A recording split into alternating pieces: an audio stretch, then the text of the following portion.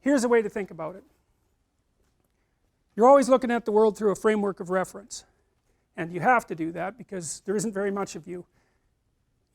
You can't see the whole world at once, and in fact the amount of the world you actually see is so small you can't believe it.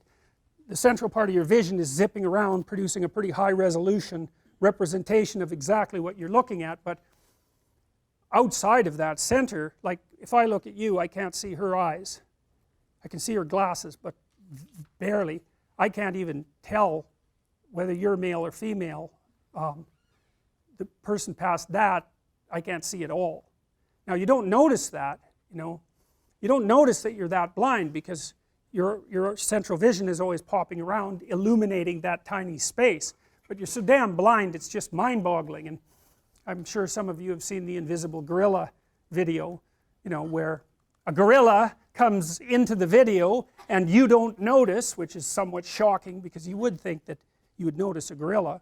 But what happens is that you actually don't notice something unless it interferes with what you're doing.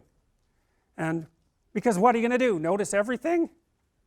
You can't do that. You can hardly notice anything. So what you do is you pick something to focus on. It's usually something that you value, because why else would you focus on it? So that means that your value system determines the direction of your perception. Bloody well think about that for a minute. That's a Buddhist idea, right? People live in a kind of illusion, and sometimes that illusion causes suffering, and they can transform the way they look at the world, and that can release them from their suffering. But the idea that you do live in an illusion, well, I don't know if it's exactly an illusion, but you certainly do live within a framework of perception that's determined by your values.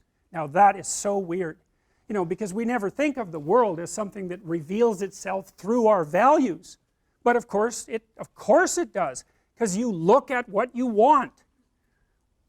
You aim at what you want, and once you've aimed, the world lays itself out for you, and that's exactly how perception works.